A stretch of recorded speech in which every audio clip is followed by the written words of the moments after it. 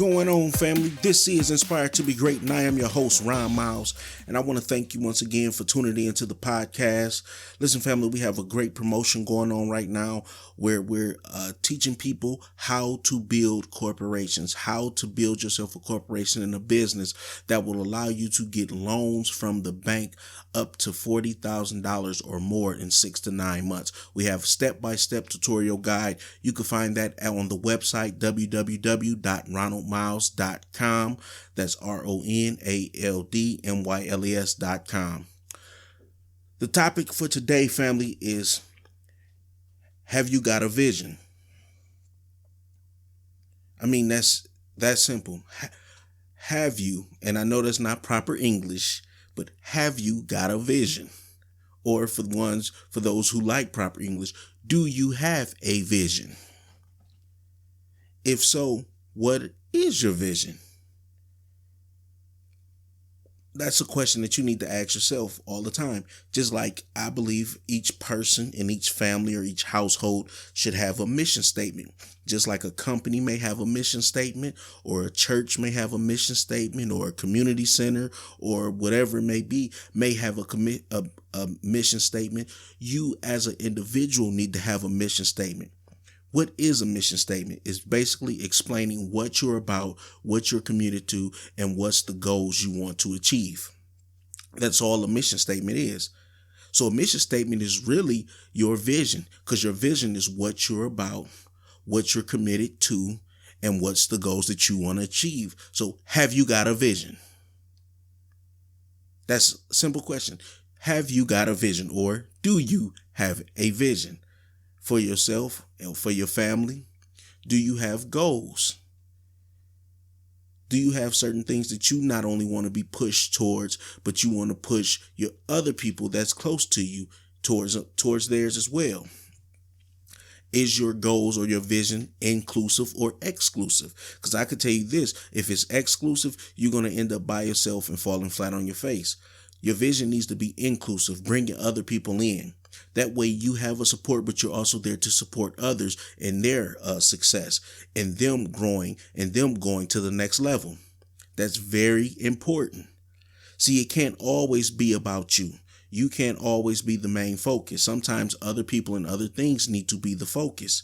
Why? Because it will let you step back and step out of your situation and see another person's situation and get an understanding of how they may triumph through, or you can help them get through, or it may allow you to understand a situation that's going on in your life because you see somebody else going through something similar.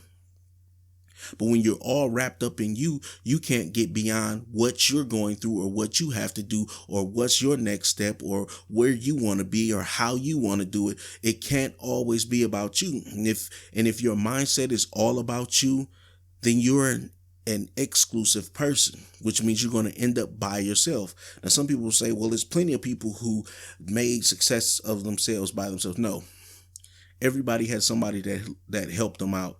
Everybody had somebody that reached back and grabbed them, gave them some advice, told them where they need to start at, gave them some pointers of how to achieve or get to certain levels. Nobody was just dropped here flat on earth and just done everything by themselves without anybody helping them.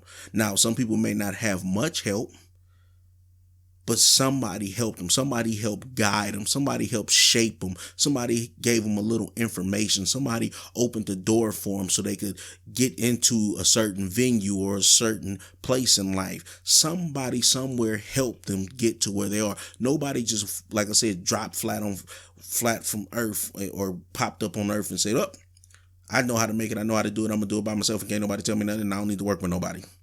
It's not how it happened. It's just not how it happened, family.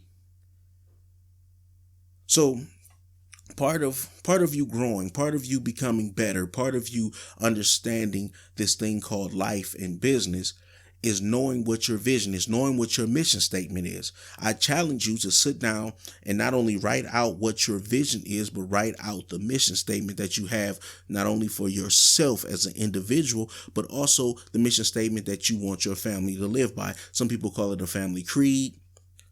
Like I said, most companies or community centers or churches they call it a mission statement. It explains what they are about, what they're committed to, and what are the goals that they want to achieve. That's pretty simple. And you can write your mission statement in no time.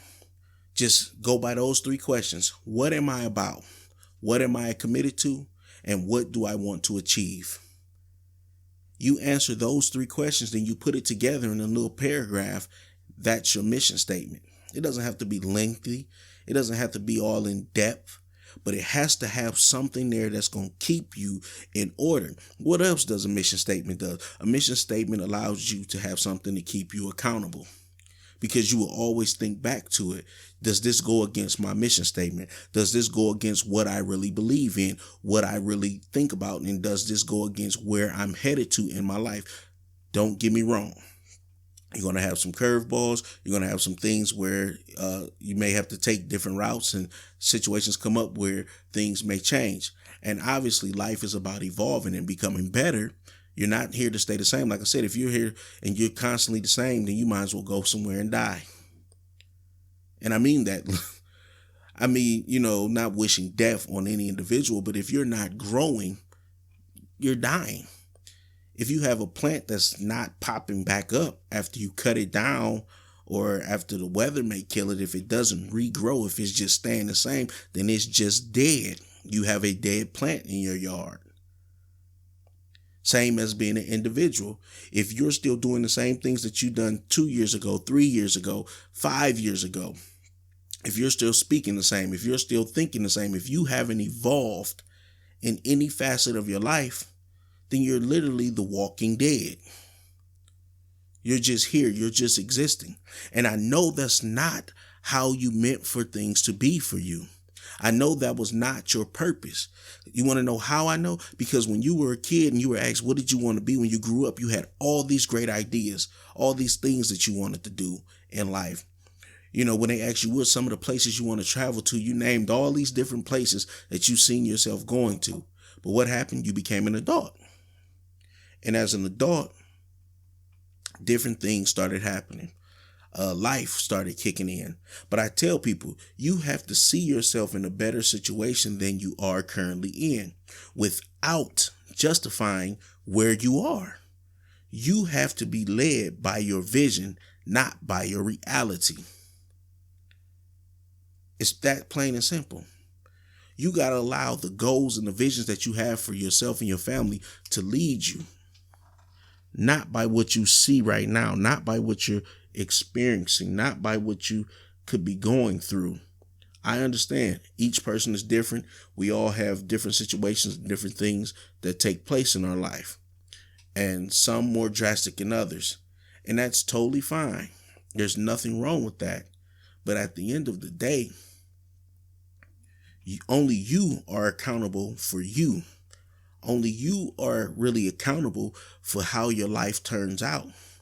Nobody else can write your story the way you can.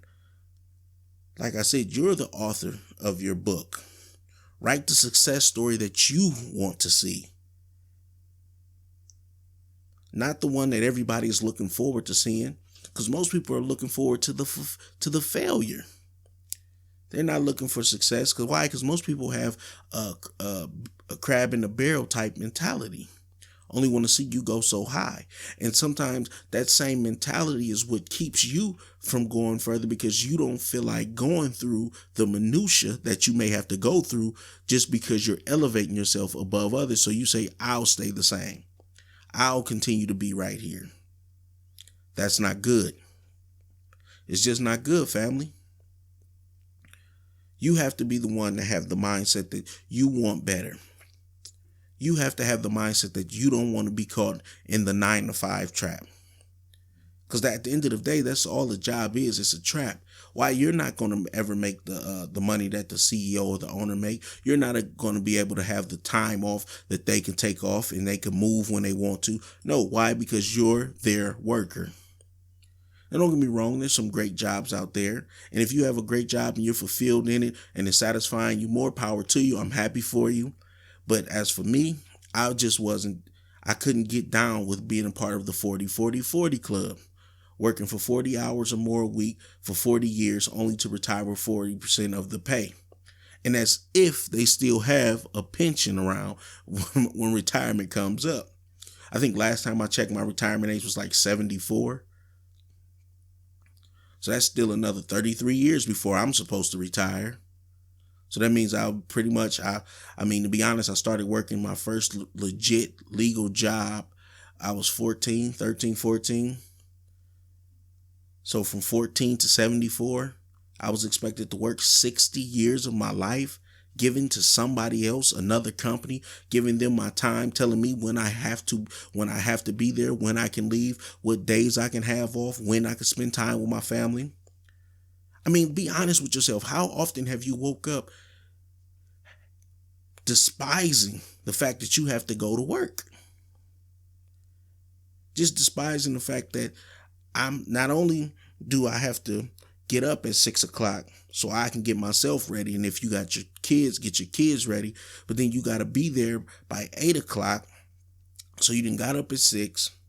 You done got yourself together, took your shower, whatever, packed your lunch, whatever you're going to need to do, get your kids ready, and you're out the door, by 7 o'clock. So you could drop your kids off at school or fight through traffic to make sure you make it to work by 8 o'clock to punch that clock.